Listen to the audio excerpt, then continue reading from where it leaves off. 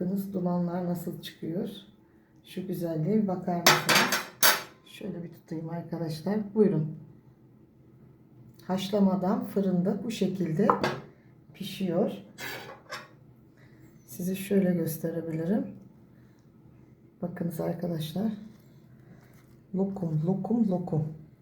Bakar mısınız arkadaşlar şu güzelliğe?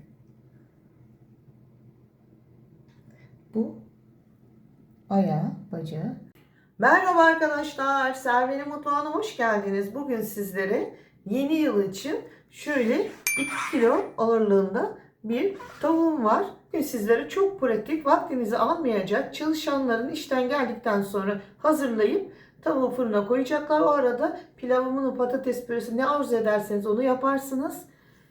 Lezzetli, sağlıklı bir tarif veriyorum.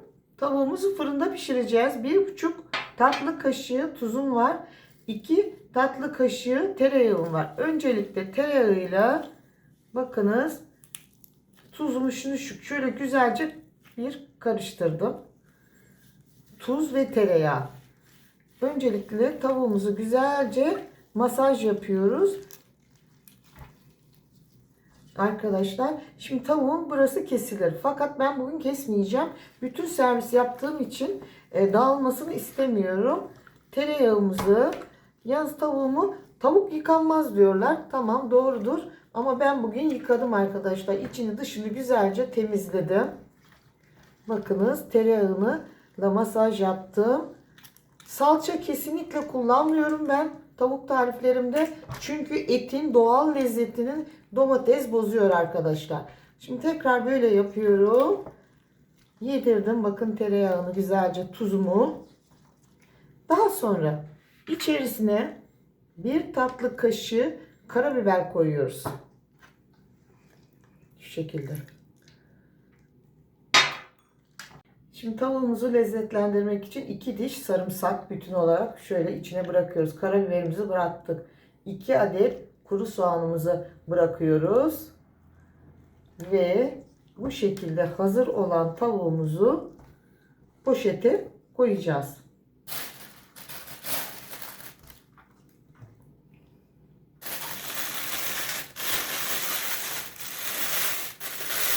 Poşetimizi hiç delmiyoruz. Bu şekilde bağlıyoruz. Şimdi fırını 180 derece fansız açtım arkadaşlar. Kontrollü bir şekilde pişireceğim. Ara sıra da size göstereceğim. Şimdi şu kilidi güzelce kilitliyoruz bakın. Şimdi elim yağlı olduğu için ben biraz zor yaptım. İyice sıkıştırın. Bunu tamam. Şimdi 180 derece fansız fırında yavaş yavaş demlene pişecek. 3 su bardağı pirincim var. 2 bardak burada. Bir de bu 3.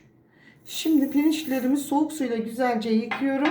Pirinçlerimi şöyle 3 su güzelce yıkıyorum ki üzerindeki nişastası gitsin. Şu şekilde. Eğer pirinçlerinizin üzerindeki nişastayı iyi arındırırsanız pilavınız tane tane olur. Bir de püf noktası arkadaşlar. Pirinçlerinizi sıcak suyla kesinlikle ıslatmayınız. Çeşme suyuyla ıslatınız. 15 dakika beklemesi yeterlidir. 3 yemek kaşığı zeytinyağı ilave ediyorum. Dilerseniz ayçiçek yağı ilave edebilirsiniz. Ocağımın altını açtım. Yağımın biraz ısınmasını bekliyorum. Kabuklarını çıkarmış olduğum çiğ bademleri öncelikle kavuracağım. Daha sonra dolmalık fıstıklarımı kavuracağım. Çünkü dolmalık fıstıklar arkadaşlar çok çabuk kavruluyor. Öncelikle bir bademlerimi zeytinyağında kavuruyorum. Arkadaşlar tavuğumuz fırında pişiyor. Şimdi tavuğumuzun altına iç pilav yapıyoruz. Bunun için kabuklarını soymuş olduğumuz çiğ bademlerimizi kavurarak işe başladık. Önce zeytinyağında kavuruyorum. Ayçiçek yağı da olur.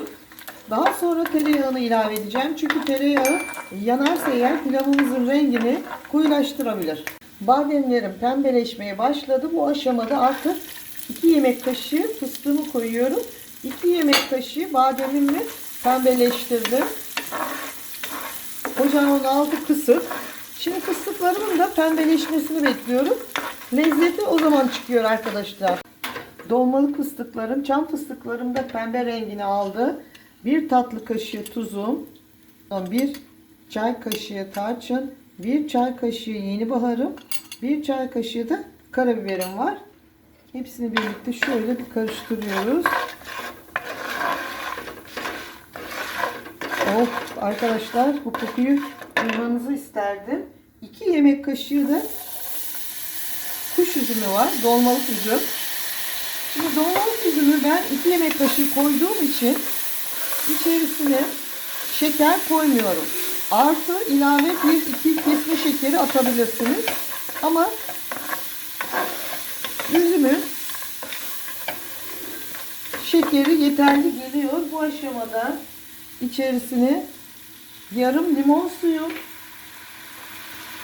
ve 2 yemek kaşığı tereyağımı ilave ediyorum. Ve tereyağlarım eriyinceye kadar karıştırıyorum. Soğuk suda bekletmiş olduğum pirinçlerimi ilave ediyorum. Ve kısık ateşte baharatlarla birlikte 1-2 dakika pirincimi kavuruyorum. Tane tane olması için. Bu aşama çok önemli. Mutlaka pirincinizi baharatlarla, kuru yemişlerle bu şekilde kavurun. Şimdi pirincimi bir 3-4 dakika kavurdum arkadaşlar baharatlarla birlikte. Soğuk su koyuyorum. Sıcak su değil, püf noktası pilavımızın tane tane olması için 2 3 karıştırıyorum. Kahve ocağına alıyorum. Kaynadıktan sonra kahve ocağına alıyorum. Ve kısık ateşte yavaş yavaş pişmesini bekliyorum. Kapağını kapatıyorum.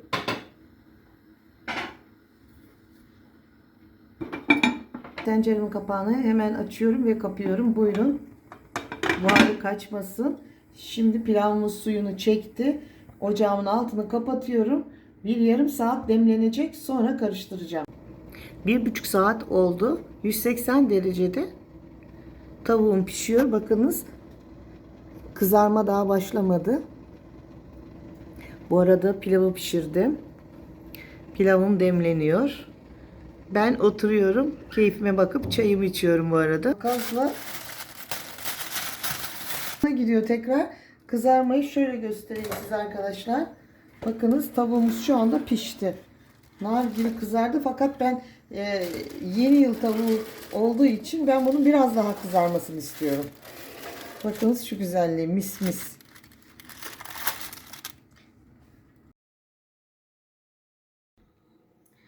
Arkadaşlar bakar mısınız? Şimdi pilavım yarım saat demlendi. Sarsmadan, pirinçleri kırmadan şöyle biraz karıştıracağım. Bakınız, yağı, tuzu.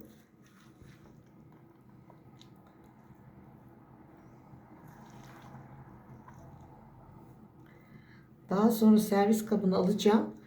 Üzerine de tavuğumu ilave edeceğim. Görüyorsunuz. Bu arada siz mezenizi yapabilirsiniz yeni yıl için. Dilerseniz. Daha tam soğumadığı için nazik davranıyorum ki pirinç tanelerim zarar görmesin. Buyurun. İç pilavımız da bu şekilde hazır arkadaşlar. Demlenen iç pilavımı servis kabıma alıyorum.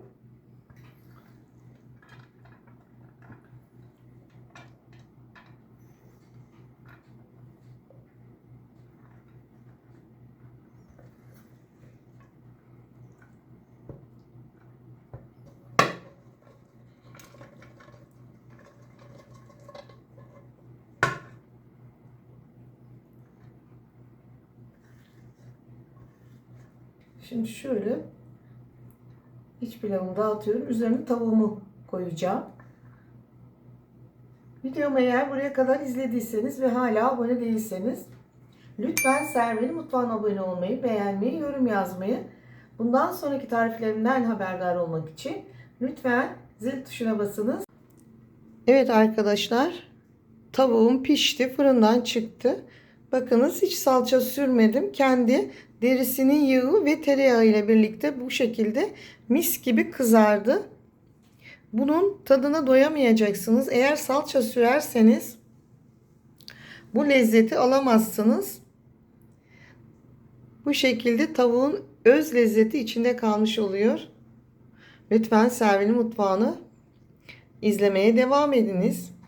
Evet arkadaşlar, sizler için hazırlamış olduğum pratik, kolay, lezzetli, enfes yılbaşı menüsünü sizlere sunuyorum. Tavuğum fırında pişerken diğer taraftan ben iç pilavımı hazırladım. Bir akşam yemeği için, yeni yıl için ideal bir öğün. Yanına bir salatayla sunum yapabilirsiniz. Videomu izlediğiniz için çok teşekkür ederim. Eğer hala abone değilseniz lütfen Selvi'nin mutfağına abone olmayı, beğenmeyi, yorum yazmayı. Bundan sonraki tariflerimden haberdar olmak için lütfen zil tuşuna basınız. Deneyecek olanlara şimdiden afiyet olsun diliyorum. Yeni yılınızı kutluyorum. Yeni yılda dileklerinizin gerçekleşmesini diliyorum. Hoşça kalın, sağlıkla kalın, mutlu kalın. Şimdi tadım aşaması.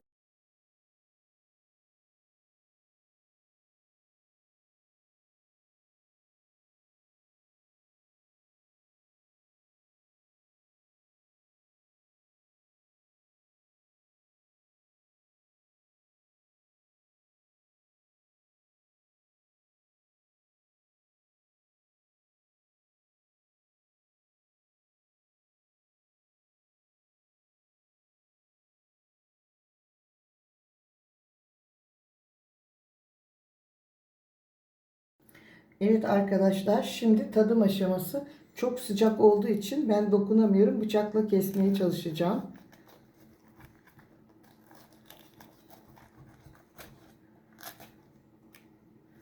Bakınız dumanlar nasıl çıkıyor. Şu güzelliğe bir bakar mısınız? Şöyle bir tutayım arkadaşlar. Buyurun. Haşlamadan fırında bu şekilde pişiyor. Size şöyle gösterebilirim. Bakınız arkadaşlar. Lokum, lokum, lokum. Bakar mısınız arkadaşlar? Şu güzelliği. Bu bir butundan alayım. Kemik bakın nasıl kendiliğinden kemiği bu şekilde çıkıyor. Görüyor musunuz? Ben kolu da size göstereyim. Bakınız ne kadar güzel pişti. Tekrar göğüs kısmına gelelim arkadaşlar. Buyurun. Bakar mısınız? Eğer yüksek derecede açarsanız fırınınızı bu şekilde pişmez arkadaşlar. Buyurun. Beyaz etleri de lokum. Lokum gibi pişmiş. Bakınız. Şuradan beyaz etini alayım. Zor olur pişmesi. Ama bakın lif lif. Görüyor musunuz? Şöyle alıyorum. Derilerini sevenler derilerini de yiyebilir. Ben şimdi şunu da alıyorum. Bakınız arkadaşlar. Şunu görüyor musunuz? Kemiğinden eti nasıl kolaycık çıkıyor. Ay çok güzel kızarmış. Yeni yıl evinize bu bereketli pilavlı arkadaşlar bereket getirsin. Şöyle pilavından da koyuyorum. Bakınız. Fıstıklı, bademli. Çok sıcak fakat sizin için deniyorum arkadaşlar. Şöyle etinden alıyorum. Pilavından alıyorum.